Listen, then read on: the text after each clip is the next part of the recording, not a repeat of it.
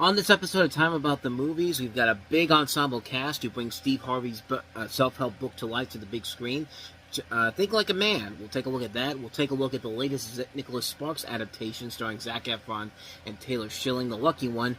And it is Earth Day weekend, so that means Disney Nature is going to have a new film out, and that is Chimpanzee.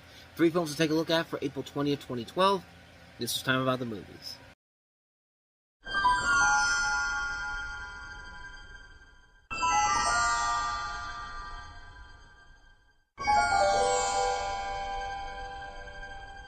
This is war, gentlemen.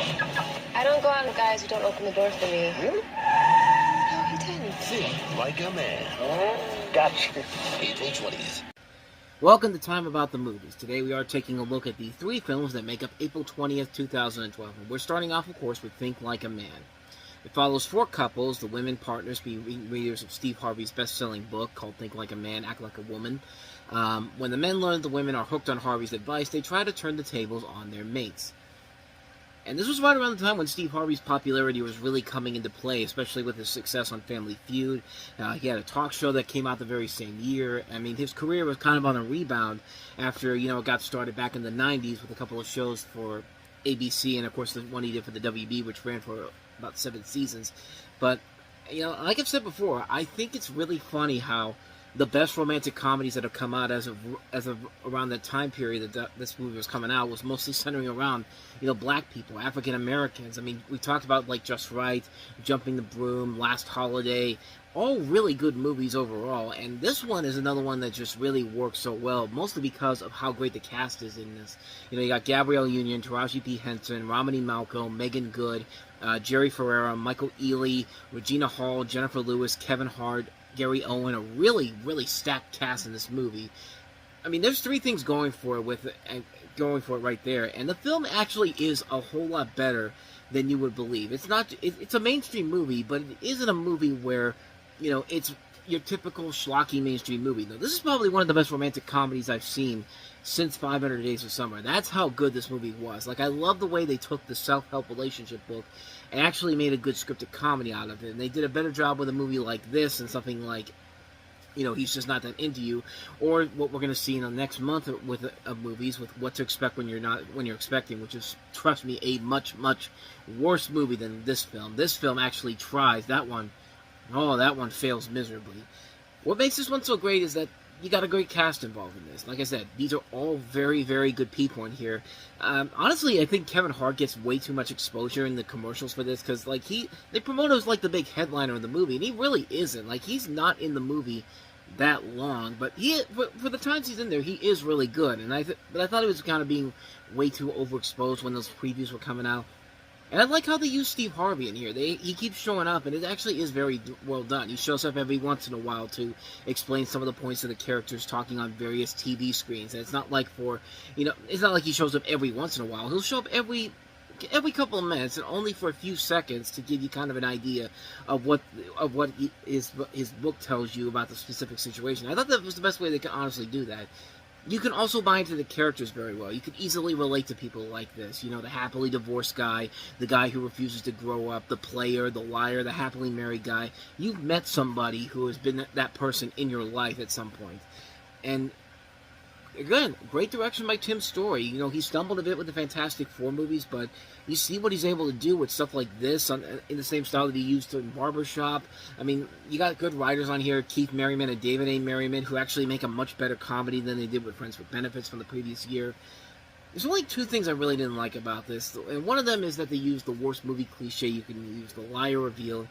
I really hated it, and I was really hoping they could find a way around it, but it's in here, and it sucks, but it just really felt like you could have done a whole lot better without having that in there, honestly. The only other thing I could say about the movie that doesn't work is that it kind of ends abruptly. Like, Steve Harvey doesn't show up again to kind of wrap things up or anything. The movie just kind of stops. It's just like, I mean, it really just ends. It does lead to a really good, funny scene where you have the fine main male characters in the movie in a basketball game with real-life basketball players, which, if we're being honest, probably could have been something they could have thrown in the beginning, at earlier point in the movie, but not at the end of it. Like, again, very nitpicky things about the film in general, but I did overall really enjoy this movie. I think it is a very good film. It's the best romantic comedy I've seen since 500 Days of Summer. Almost everything about it works overall. A couple of bad things, but not enough to make me hate the movie overall. And trust me, this one is definitely much better compared to the sequel that we'll get to 2 years later, which feels like a typical Hangover knockoff. So take that for what you will. That's Think Like a Man. So let's go ahead and move on to our next movie, and that is Nicholas Sparks' latest adaptation, The Lucky One. Yeah, The Lucky One, rated PG-13, starts April 20th. Yeah, you should consider yourself the lucky one if you haven't had to sit through this movie, because, yeah, it's pretty bad. Zac Efron stars as Logan Tybalt, a U.S. Marine who finds a photograph of a young woman while serving in Iraq and carries it around as a good luck charm and later tracks down the woman, played by Taylor Schilling, with whom he begins a relationship. Insert typical Nicholas Sparks tropes here, and this one is definitely the worst of the Nicholas Sparks movies we've gotten to at this point. I mean, this one is about as standard and as generic as you can get, and it really, really suffers. I like Zac Efron, I like Taylor Schilling, I like Blythe Danner, but man, they are completely wasted in this movie. They are not engaging whatsoever, they're lackluster characters, and yeah, they are really, really terrible, and the scenarios that they put these people in is just... It's supposed to be like this serious event, but no, it's freaking hilariously bad. Like, this has one of the most "you've got to be kidding me" climaxes you'll ever see, that takes place during like a thunderstorm, and it suddenly becomes a weather disaster movie. It's just kind of like, why is this even in here? What are we doing here? Like, it's the worst. It's the worst possible ending you could have for a movie like this. It's not interesting. It's not engaging. It's really, really stupid. Like, you will be laughing your ass off every time you see how this ends, because it's that bad. It is that terrible of an ending. Like, there's no reason for them to go down this pathway the way they go down here. But yeah, this movie is pretty freaking awful, man. I got nothing else for you. This is a pretty bad movie, The Lucky One. So with that said, let's go ahead and move on to our last movie that we have here. That's Disney Nature's latest film, Chimpanzee. Chimpanzee. See it opening week and help save chimpanzees. Rated G.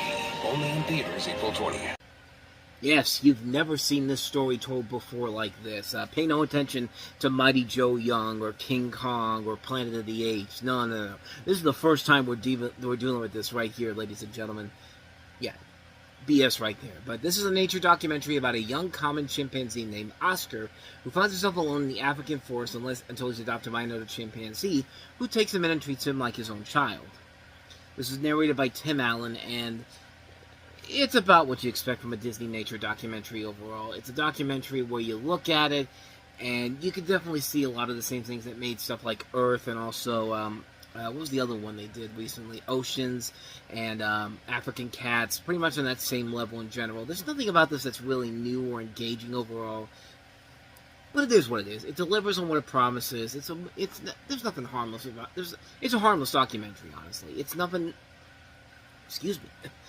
It's nothing bad. It's nothing like offensive or anything. It's a type of movie you expect with for the kids out there on Earth Day, and to get a good history lesson out of it on how these monkeys live and all that. Like, I got nothing else for you in this one here. I mean, there's not really much more I could add to it, but yeah. Anyway, that is Chimpanzee for you. And thus, with all that said, we wrap up another edition of Time About the Movies, and the next time we meet, we take a look at 4 more movies to wrap up April before we get to the summer movie season rush. We have Armin Animation following up on Arthur Christmas in the holiday before it with their latest stop-motion animated feature, The Pirates Band of Misfits. We have what should be a winner with Jason Segel and Emily Blunt in the Nicholas Stoller-directed The 5-Year Engagement, of course, from the same people who gave us Forgetting Sarah Marshall. It should be a winner, but it's not. Jason Statham also has a new movie out called Safe, and we have Edgar Allan Poe's classic story of The Raven being adapted to the big screen. Not as the story from the book overall, but no, it's an action movie with Nicolas Cage in it, and John Cusack in it, and yeah, you could probably see where the problems come into play for that one. So 4 films to take a look at next time. We'll take a look at those tomorrow on the show. But with all that said, thank you so much for watching this. I hope you enjoyed it. If you did, please hit that like button, that subscribe button, and the notification button. Check out our playlist. Check out the previous episode as well. So with all that said, whether it's in the past, the present, or the future, I will see you at the movies. Take care.